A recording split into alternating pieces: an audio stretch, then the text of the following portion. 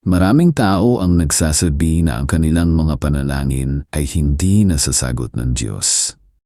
Nagsusumikap sila, nagsisikap, namuhuna ng oras at emosyon sa pagdiriwang, pero parang walang nangyayari.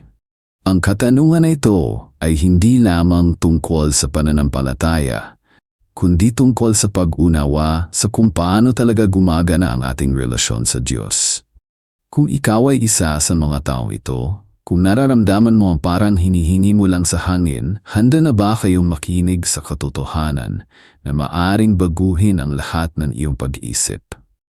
Sa unang lugar, kailangan nating intindihin na ang Diyos ay hindi isang magic lamp na naghihintay na tuparin ang bawat kahilingan natin. Maraming Kristiyano ang may maling pag-unawa tungkol dito. Nag-iisip kami na kung magsimula tayo ng tapat na pag-pray, kung sapat na maka-faithful kami, kung sapat na maka-good kami, dapat siguro ang Diyos ay magbibigay ng lahat ng gusto natin. Pero ito ay isang simpleng pag-unawa na hindi tugma sa biblical truth. Ang Diyos ay may sariling layunin at plano na mas malaki pa sa ating mga personal na nais at ambisyon. Ang unang dahilan kung bakit hindi sinasagot ng Diyos ang iyong mga panalangin ay posibleng ang iyong intensyon ay hindi tama. Sa salita ng Diyos, partikular sa libro ng Santiago, sinabi ng malinaw na kung hihiling ka ng may maling intensyon, hindi ka makakatanggap. Kung ang iyong mga panalangin ay nakatuon lamang sa sarili, kung gusto mo lang ng yaman para sa kasiyahan, kung nais mo lang ng kapangyarihan para sa karangalan, kung nais mo lang ng tagumpay para ipakita sa iba, hindi ito ang uri ng panalangin na makikinig ang Diyos. Ang Diyos ay tumitingin sa puso, hindi lamang sa mga salita na ating sinasabi. Isang mahalagang katotohanan na dapat nating maintindihan ay ang Diyos ay may sariling timeline at hindi ito pareho sa ating timeline. Naniniwala tayo na kung hihiling tayo ngayon, dapat sumagot ang Diyos ngayon o bukas. Pero ang Diyos ay nag-ooperate sa ibang dimensyon ng oras.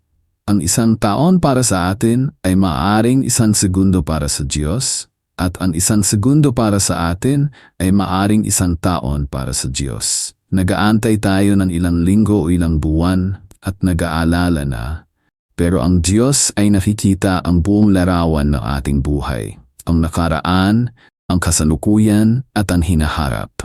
Maraming mga panalangin ang hindi sinasagot dahil simple lang ang dahilan, hindi pa ang tamang panahon. Ang Diyos ay may perpektong timing para sa lahat ng bagay. Kung hihiling mo ng jowa, maaring ang Diyos ay hindi pa handang ihatid sa iyo ang perpektong tao dahil kailangan mo pang matuto ng mga leksyon tungkol sa sarili mo. Kung hihiling mo ng trabaho, maaring ang Diyos ay nag-aantay na ang iyong mga kasanayan ay umabot na sa tamang antas. Kung hihiling mo ng kalusugan, maaring ang Diyos ay gumagamit ng sakit na ito upang turuan ka ng compassion at empathy. Ang Diyos ay hindi nagmamadali dahil Siya ay gumagawa ng perpektong obra. Ang ikalawang dahilan ay maaring ang iyong mga panalangin ay hindi aligned sa kalooban ng Diyos. Ito ay isang mahirap na katotohanan para sa marami, pero ito ang katotohanan. Ang Diyos ay hindi magbibigay sa iyo ng bagay na makakasama sa iyo o sa iyong spiritual na paglaki. Kung nais mo ng isang relasyon na hindi pang matagalan, kung nais mo ng pera sa pamamagitan ng dishonest na paraan, kung nais mo ng kapangyarihan na gagamitin mo para masama ang iba, ang Diyos ay hindi ito ibibigay. Ang Diyos ay nag-ibig sa iyo ng husto at dahil dito hindi niya bibigyan ka ng mga bagay na makakasakit sa iyo sa mahabang panahon. Maraming tao ang nagsasabi na ang kanilang mga panalangin ay hindi sinasagot pero hindi nila alam na ang Diyos ay talagang sumagot na. Minsan, ang sagot ay hindi. Minsan, ang sagot ay hintay. Minsan, ang sagot ay iba pa sa kung ano ang iyong hinihiling. Ngunit ang bawat isa sa mga ito ay isang sagot. Kung ikaw ay nag-pray para sa isang bagay at hindi mo ito natanggap, posible na ang Diyos ay nagsabi ng hindi dahil mayroon siyang mas magandang plano para sa iyo. Ang hindi ay hindi pagkakaiba-iba. Ang hindi ay proteksyon. Ang isa pang malaking dahilan kung bakit hindi sinasagot ng Diyos ang mga panalangin ay ang ating kakulangan sa pananampalataya. Ang Diyos ay nagpapahintulot sa amin na magtiwala sa Kanya at kung walang tiwala, walang resulta. Sa Biblia, sinabi ni Jesus na ayon sa iyong pananampalataya, ganoon ang mangyayari sa iyo. Kung nag-pray ka ngunit sa loob ng iyong puso ay nag-aalinlangan ka. Kung nag-pray ka ngunit hindi mo talaga naniniwala na makatanggap ka. Kung nag-pray ka ngunit takot ka pa rin, hindi ito ang uri ng pananampalataya na kailangan ng Diyos. Ang tunay na pananampalataya ay walang duda, walang takot, walang alalahanin. Marami rin tayong hindi sinasagot ang ating sariling mga panalangin dahil sa ating mga kasalanan. Ang salita ng Diyos ay malinaw na nagsasabi na kung mayroon tayong hindi napapawalan na kasalanan sa ating puso, ang Diyos ay hindi nakikinig. Hindi ito dahil ang Diyos ay mainit na mainit o walang pag-asa sa atin. Ito ay dahil ang kasalanan ay nagsasama ng hadlang sa pagitan natin at ng Diyos. Kung gusto nating marinig ng Diyos ang ating mga panalangin, dapat nating unang ayusin ang ating relasyon sa Kanya sa pamamagitan ng pagpapatawad at pagbabago. Ang pagpapatawad ay hindi lamang tungkol sa pagpapatawad sa iba. Ito ay tungkol din sa pagpapatawad sa sarili mo. Maraming tao ang nag-iisip na hindi sila karapat-dapat na makatanggap ng mga biyaya mula sa Diyos dahil sa kanilang mga pagkakamali.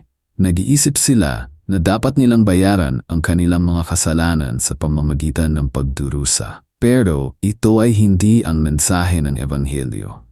Ang Diyos ay nag-alok na ng perpektong paraan ng pagbabayad sa pamamagitan ng krus. Ang lahat ng kailangan mo ay tanggapin ito at magbago. Ang isa pang mahalagang aspeto ay ang ating mga panalangin ay maaring maging pagsubok para sa ating karakter. Kung nag-pray ka na mahabang panahon para sa isang bagay at hindi mo pa ito natanggap, ang Diyos ay maaring gumagamit ng panahon na ito upang palakasin ang iyong pananampalataya, ang iyong pasensya at ang iyong determinasyon. Ang bawat araw na naghihintay ay isang pagkakataon na matuto ng mga bagong leksyon tungkol sa sarili mo at sa iyong relasyon sa Diyos. Ang mga tagumpay na walang pagsubok ay hindi tunay na tagumpay dahil hindi mo alam kung gaano kamalakas mo talaga. Kailangan din nating isaalang-alang na ang ating mga panalangin ay maaring makasama sa iba. Kung nag-pray ka para sa isang bagay na makasama sa ibang tao, ang Diyos ay hindi ito ibibigay. Ang Diyos ay nag-ibig sa lahat, hindi lamang sa iyo. Kung ang iyong tagumpay ay magiging dahilan ng pagkakasakit ng iba, kung ang iyong kaligayahan ay magiging dahilan ng kanilang lungkot, kung ang iyong panalangin ay magiging dahilan ng kanilang pagsubok, ang Diyos ay maaring pumili na hindi tutuparin para sa kabutihan ng lahat. Marami rin tayong hindi nakakakuha ng sagot dahil sa ating mga maling panalangin. Nag-pray tayo ng maling salita, nag-pray tayo ng maling intensyon, nag-pray tayo ng maling oras. Ang Diyos ay nag-uudyok sa atin na maging matalino sa ating mga panalangin. Kailangan nating malaman kung ano ang tunay na kailangan natin at kung ano lamang ang gusto natin. Ang kailangan ay mga bagay na makatulong sa ating paglaki at sa ating misyon. Ang gusto ay mga bagay na magbibigay lamang ng temporary na kasiyahan. Ang isa pang punto ay ang ating mga panalangin ay maaring sumasalamin sa ating kakulangan ng pag-unawa sa Diyos. Kung nag-pray ka para sa mga bagay na lampas sa iyong kaya at sa iyong pangangailangan, kung nag-pray ka para sa mga imposibilidad na walang layunin, maaring ang Diyos ay nais na matuto ka muna ng mga leksyon tungkol sa pagpapahalaga sa kung ano ang mayroon ka na. Maraming tao ang palaging naghahanap ng mas marami, mas malaki, mas maganda, at hindi nila pinahalagahan ang mga simpleng biyaya na mayroon na sila. Ang pagbabago ay nagsisimula sa pag-unawa na ang Diyos ay hindi isang genie na naglalaman ng 3 hiling. Ang Diyos ay isang Ama na nag-ibig sa iyo at gusto naming makita kang umuunlad at nagiging mas maganda ang iyong buhay. Kung ang iyong panalangin ay hindi sinasagot, hindi ito dahil ang Diyos ay walang kapangyarihan o walang pag-ibig. Ito ay dahil ang Diyos ay may mas mataas na layunin para sa iyo na hindi mo pa nakikita. Ang tunay na panalangin ay hindi lamang tungkol sa paghingi. Ang tunay na panalangin ay tungkol sa pakikipag-ugnayan sa Diyos, sa pagkilala sa Kanyang kalakasan, sa pagsama sa Kanyang plano para sa iyong buhay. Kung ang iyong panalangin ay nakatuon lamang sa paghingi at hindi sa pakikipag-ugnayan, walang kabuluhan ito. Ang Diyos ay nais na makipagrelasyon sa iyo, hindi lamang magbigay sa iyo. Ang isa pang mahalagang aspeto ay ang ating mga panalangin ay dapat nakasama ang pagtulong sa iba. Kung ang iyong mga panalangin ay nakasentro lamang sa sarili, kung ang lahat ay para sa iyong kapakinabangan, kung walang pag-isip sa iba, ang Diyos ay maaring hindi sumagot. Ang Diyos ay nag-ibig sa mga taong may puso para sa iba, na handang magbigay, na handang tumulong, na handang magsakripisyo para sa kapakanan ng iba. Kailangan din nating intindihin na ang Diyos ay may mga lihim na dahilan na hindi natin maintindihan. Ang ating isipan ay limitado, ang ating pag-unawa ay limitado, pero ang Diyos ay walang hanggan. Ang mga bagay na tila walang kahulugan sa amin ay maaaring may malalim na kahulugan sa Diyos. Ang mga pagsubok na tila walang layunin ay maaaring naglalaman ng mga leksyon na kailangan natin para sa hinaharap. Sa huli, ang susi sa pagtanggap ng mga sagot mula sa Diyos ay ang pagbabago ng ating puso at ng ating pag-iisip. Kailangan nating tanggapin na ang Diyos ay may mas mataas na plano kaysa sa ating mga plano. Kailangan nating matuto na magtiwala kahit sa gitna ng kawalang katiyakan. Kailangan nating magbago mula sa pag-uusap lamang sa Diyos tungo sa pakikinig sa Diyos. Kailangan nating maunawaan na ang tunay na tagumpay ay hindi nasusukat sa kung gaano karaming material na bagay ang mayroon tayo, kundi sa kung gaano kalalim ang ating relasyon sa Diyos at kung paano natin ginagamit ang ating buhay upang maglingkod sa Kanya at sa iba.